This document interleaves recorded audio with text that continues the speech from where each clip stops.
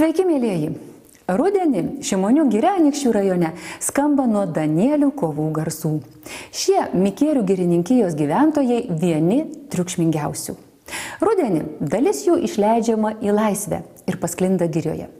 Apie slėpiningą gyvenimą miške pasakoja Diana Mundrienė. Vadas jis galingiausius, didžiausius ragus nešioja. Ir ypatingai pasižymi tas perūja, kaip ir visur gamtoj vyrauja ta hierarchija. Jis turi haremą, turi panelių didžiausią būrį iš visų. Ir iš karto jau dabar netoli ruja, po mėnesio maždaug prasidės jau visi tie vestuviniai žaidimai. Kai lankėmės Mikierių girininkijos laukinių gyvūnų aptvare, Danielių rudeninės kovos dėl įtakos ir valdžios dar nebuvo prasidėjusios. Kol kas šie gražūs gyvūnai pasistumdo tik dėl skanesnio kąsnio, nes dėl maisto kovoti nereikia, jų girininkai juos gerokai palepina. Skaniausia tai turbūt yra kukurūzai, jau čia kaip saldainiai jiem, bet tas sultingi pašarai, obuoliai, morkos, burokai čia iš ūkininkų gaunam, tai irgi labai mėgsta. Ir jau matot, neatsitraukia jie, pasidarė tokie jaukus, tokie naminiai visai, kai kurie šitie didieji patinai. Toliau ten didelis būrys matosi, ganasi, yra baikštesni truputėlį. Kaip matot, jau pavydas iš karto. Jeigu vienas jaunesnis patinas maitinasi, tai tas tuoj ateina tvarką daryti. Ateik, nuskriaustas, ne? Nenuskriaustas ir tu. Įdėmėtusius elnius panašus Danieliai laisvėje gyvena nedidelėmis bandomis. Kadaise jų Lietuvos miškuose buvo daugybė. Vėliau beatodairiškai medžiojami jie buvo visai išnykę iš mūsų girių. Dabar Lietuvoje gyvena Danieliai, kurių protėviai buvo čia atvežti iš vakarų Europos. Danieliai labai sunku pasakyti, kiek jie natūraliai gamtoje gyvena. Matot, vienos sąlygos yra aptvare jiem gyventi ir natūraliai miške, bet šiaip tai skaitoma, kad apie 15 metų yra branda jų. Pagrindinis jų dominavimo faktorius, tai mes susidarėm nuomonę tokią, kad yra ragai jų karūnas šitas. Numeta ragus, žiūrėkit, tas vadas, pirmieji geresnieji numeta ragus, geresnieji patinai, tai žiūrėkit, numeta ragus, pradeda juos vaikyti jaunieji patinai. Danieliams bei kitiems gyvūnams Mikierių girininkijoje aptvertas 64 hektarų plotas. Per 4 metus Danielių banda pagausėjo daugiau nei 4 kartus. Panašu, kad gyvūnams patiko Šimonių giria ir juos prižiūrintys miškininkai. Didžioji dalis gyvūnų šiuose aptvaruose sudaro Danieliai. Tai 2005 metais pastatėm aptvarą ir jau balandžio mėnesį pavasarį atsivežėm iš Vokietijos 20 Danielių. Iš jų 16 patelių ir 4 gražuolius patinus. Matot, čia visi tie, kurie 3 matom, yra visi suženklinti su numeriukais ausyse. Tikslai mūsų šito projekto tai buvo gyvūnijos gausinimo programos įgyvendinimas, išleidžiant į laisvę Danielius Šimonių girioje. Toliau švietėjiškas ekologinis pažintinis, toliau mokslo tyrimo klausimais. Dabar jau skaičiuojam jau turbūt netoli 90, kaip sako, viščiukus rudenį skaičiuoja, dar apskaito šių metų tikslios neturim, bet šiemet kaip niekada gimė jau gan daug, apie 20, virš 20 truputėlį jauniklių, kaip dabar skaičiuojam. Be viso to, ką jie gauna, sakykime, iš natūraliai, iš gamtos, iš miško, tai ir žolinė augmenija, ir švieži ūgliai, ir lapai, ir žievė. Jie be to gauna ir papildomai pašarų. Žiemą mes juos palepinam truputėlį ir sultingais pašarais, kaip minėjau, burokai, morkos, obuoliai, kopūstai. Be šitų pašarų dar, kaip sakiau, kukurūzų gauna paviliojimui, ne per daugiausiai, avižas ir šienas be abejo. Danieliai, kaip ir dauguma miško žvėrių, neišrankus maistui ir tenkinasi tuo, ką jiems duoda miškas. Mikierių girininkijos miškininkų globojami šie gyvūnai jaučiasi kur kas geriau nei jų laisvėje gyvenantys giminaičiai. Ir ne tik dėl gausesnio maisto. Čia jie yra saugus. Negali, sakykime, baidyti, trukdyti jų gyvenimą valkataujantys šunys, Ir be to Šimonių girioje turim gan nemažą kiekį tokį pastovų vilkų, kurie mūsų, kaip sakyt, girios karaliai, girios, sakykime, be to, kad jie vaidina tą funkciją visą miško sanitarų ir aplamai kaip tokių gražių gyvūnų protingų. Aišku, jie daro šiokią tokią ir ūkininkai skundžiasi aplinkiniai, kad ir žalą daro. Nu, bet aš nesivaizduoju girios be vilko, tai vis tiek jis turėtų čia gyventi. Žemės ūkio universiteto studentai su dėstytojais čia atlieka stebėjimus. Ir kiekvienais metais atvažiuoja, turi miške šitam dideliam masyve užsidėję barelius, kuriuose stebi, kaip kinta žolinė ir sumedėjusi krūmai, įvairiai augmenyje kinta įtaka jų, žala jų, kokią daro žalą miškui. Išsamūs tyrimai būtini, mat iki šiol Šimonių girioje laisvai besiganančių danielių nebuvo. Jau šį rudenį ketinama išleisti dalį gyvūnų į laisvę. Mikėrių girininkai tikisi, kad nauja rūšis čia pritaps. Išleisim tuos baikščiausius gyvūnus, kurie yra praktiškai dabar laukiniai. Vienintelis dalykas, ko dar šiek tiek truputėlį abejojam, tai dėl tų plėšrūnų. Kaip žinom, tų valkataujančių šunų yra pilna, nesusitvarko žmonės ir be to vilkai. Tie, kas nenori klaidžioti po miškus, norėdami išvysti danielius, gali jais pasigrožėti Mikėrių girininkijoje. Čia esantis laukinių gyvūnų aptvaras gausiai lankomas. Jame be gausaus danielių būrio galima pamatyti dėmėtuosius elnius ar egzotiškus muflonus. Muflonai yra avinai. Taip galima sakyti, kilmė jų yra pietinė Europa, bet dabar jau natūraliai Europoje paplitę beveik visoje Europoje priekalnėse ir gyvena daugelyje šalių, o pas mus laisvėje gyventi negali, kadangi yra per daug atšiauria žiemos be papildomo maitinimo ir kaip minėjau, jų nepaliktų vilkai.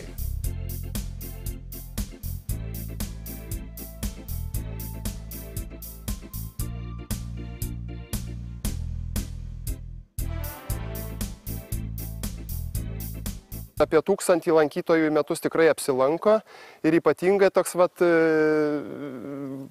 momentas lankymo, tai kada pavasarį, kada vasaros pradžioje, kada baigėsi mokslo metai, vaikų ekskursijos važiuoja labai gausiai ir į dieną būna kartais po kelias ekskursijas ir labai vaikai tie ypatingai mažesnio amžiaus, tai džiaugiasi, krykštauja, kai jiem delną palaižo tas danielis ir manau, kad jiem tikrai išlieka visą gyvenimą tos akimirkos.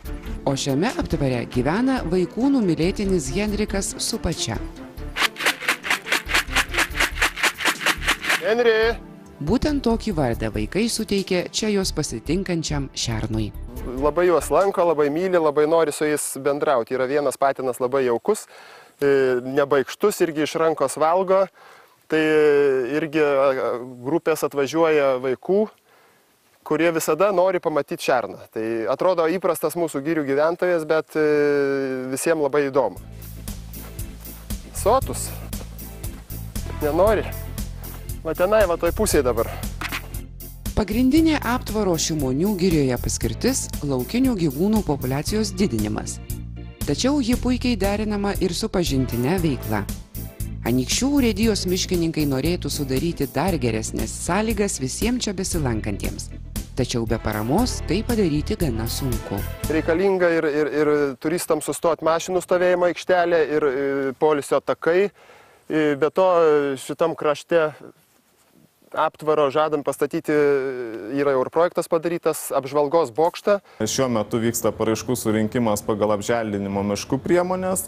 Taip pat, kaip minėjau, tos pelno nesiekiančios investicijos miškuose, kur galima susitvarkyti ir įsirengti rekreaciniai paskirčiai skirtas stovyklavietės, vyks nuo rugsėjo pradžios paraiškų surinkimas. ES lėšos, aišku, čia būtų labai gerai ir tokių planų yra padaryti taką, kad būtų galima nuo upės ateiti. Čia visai netoli yra apie pusę kilometro tik tai ateiti. Tai vat, žmonės, kurie sustotų su baidarėm, sakykime, plaukdami baidarėm, plaustais ar valtimis, galėtų ateiti, susipažinti, pažiūrėti ir jiem čia praleisti gerai laiką. Ar tai parama, ar tai kiekvienas darbas, ar kiekvienos papildomos pajamos, jos yra didesnės ar mažesnės, bet yra visada jos svarbios.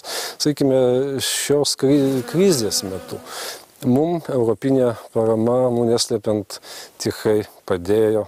Turimės lėšų dėka to apyvartinių, galime gebame laiku atlyginimus išmokėti, užtikrinti pagrindinių privalomųjų darbų finansavimą. ES struktūrinių fondų parama miško rekreaciniai infrastruktūrai plėsti, įrengti ar atnaujinti šiuo metu teikiama pagal kaimo plėtros 2007-2013 metų programos priemonę pelno nesiekiančios investicijos miškuose.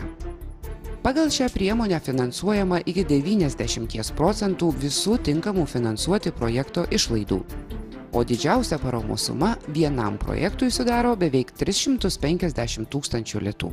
Miško stovyklavietę, ar ten takelius, ar prie ežero poilsiavietę, stovyklavietę anksčiau buvo galima padaryti tik tai rekreacinės paskirties miško grupėje, dabar vat, visų grupių miškuose, įskyrus rezervacinę paskirtį. Kad ir nedidelė urėdija, bet pakankamai darom įdomius darbus. Sakykime, ką mes tokią galim pasiūlyti visuomeniai. Tai jau lankėmės Mikėrių girininkijos laukinių gyvūnų aptvaras, Troškūnų girininkijos arboretumas, skulptūrų parkas, miško muziejus, pažintinis takas. Daug yra įrengta rekreacinių objektų, stovyklaviečių, poilsiaviečių.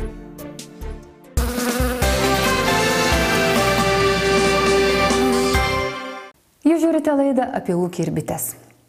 Anykščių miškininkai išties turi ką parodyti. Troškūnų girininkijoje jau dabar galima susipažinti su miškininkystės istorija. Sužinoti, kokių medžių rūšys auga Lietuvos miškuose. Na, o po 10-mečio, gal ir greičiau, galima bus pasigrožėti nepaprastai įspūdingais medeliais girininkijos arboletume. Kviečiame žiūrėti. Kaimo plėtros programoje numatyta parama gali būti skirta ne tik pačios miško rekreacinės infrastruktūros gerinimui.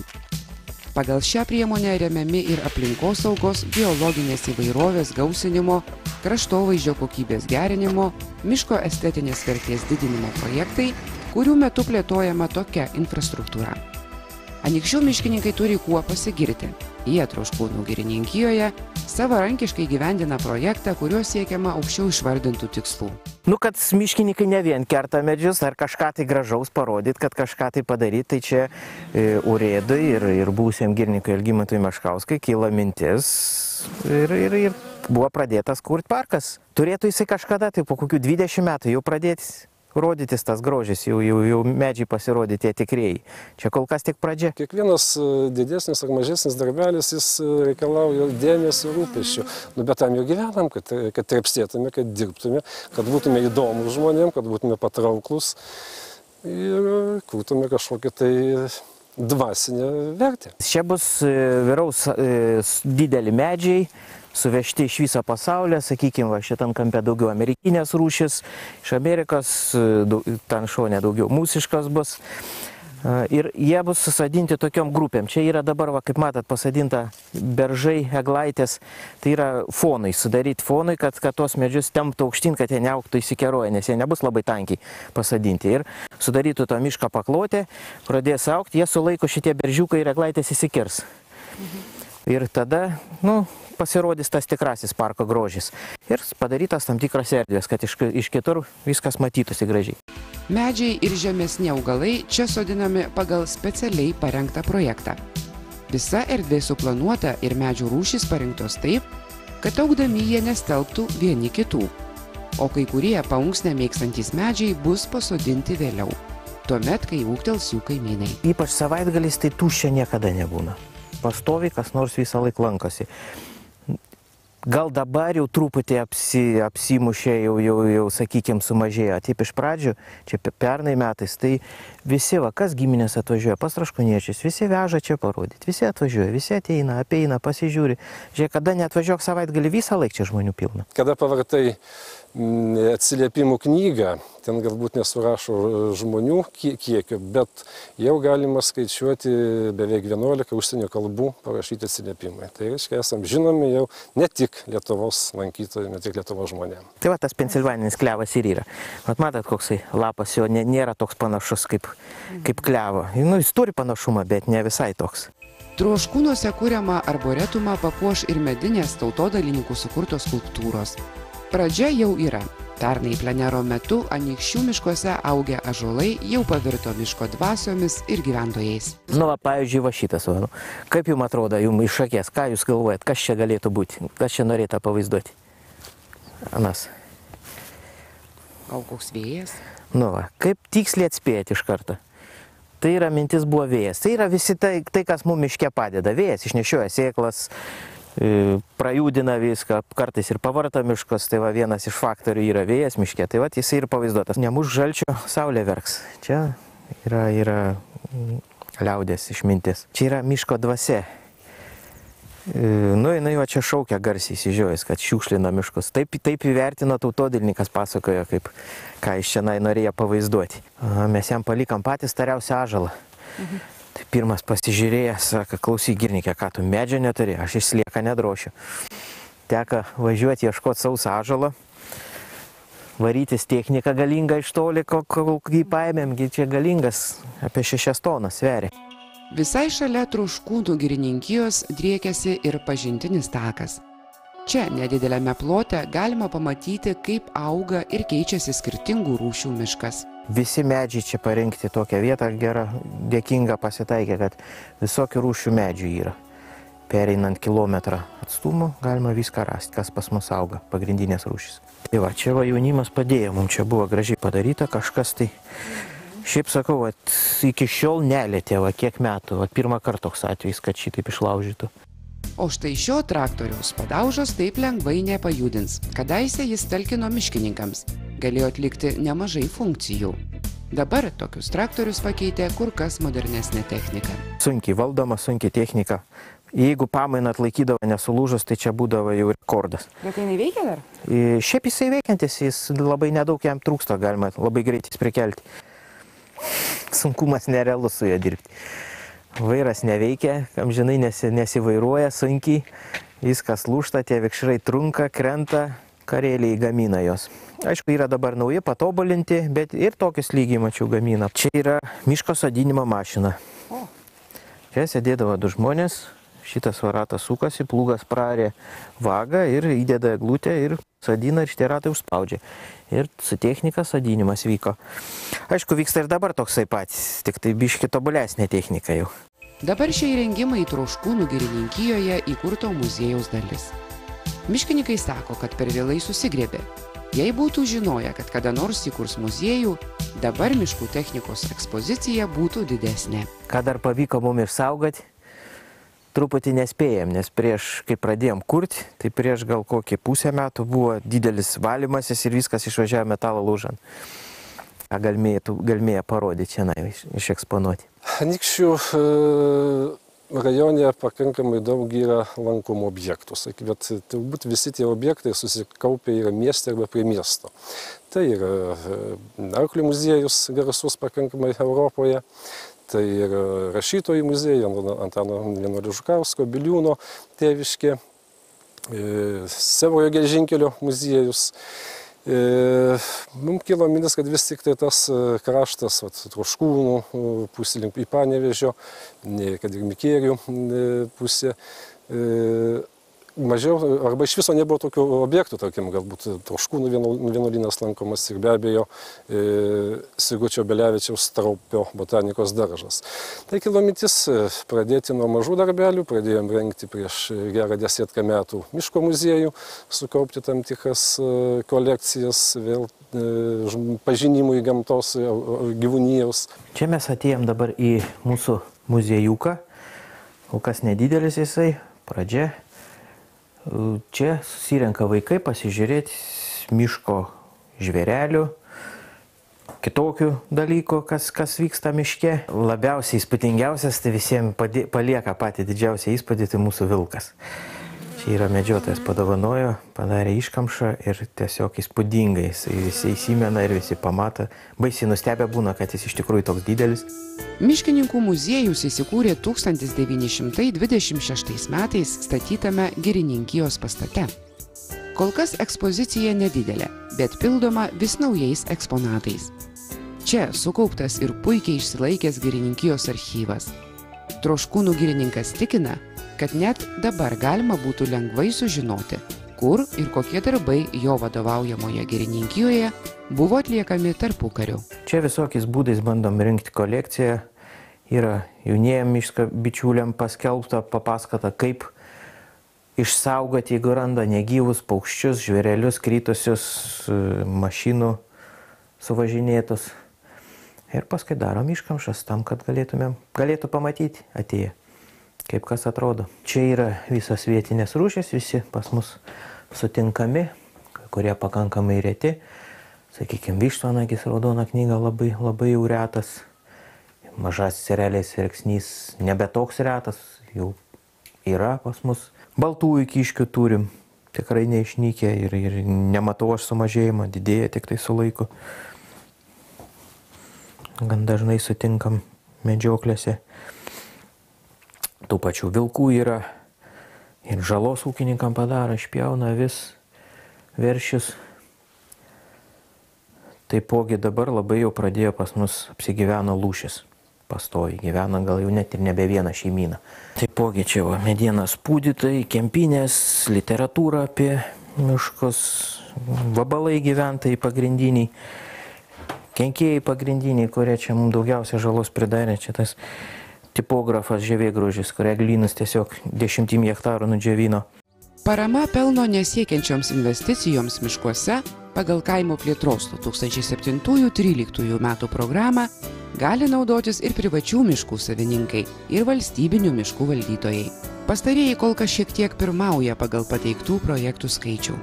Dar daugiau į kaimo plėtros programoje numatytą paramą galinčių pretenduoti projektų miškininkai visoje Lietuvoje įgyvendina savo jėgomis. Anykščių miškų urėdas sako, kad miškininkai tiesiog šiek tiek kitokie žmonės. Jie myli mišką. Meilė tam darbui, kokį darai. Čia visumoj turbūt kiekvienam žmogui.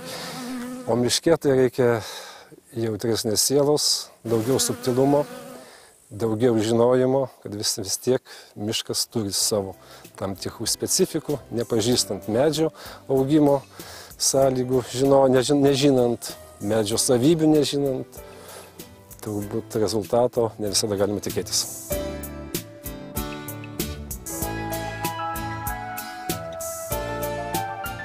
Nuo senų senovės miškas lietuviai buvo ypatinga vieta.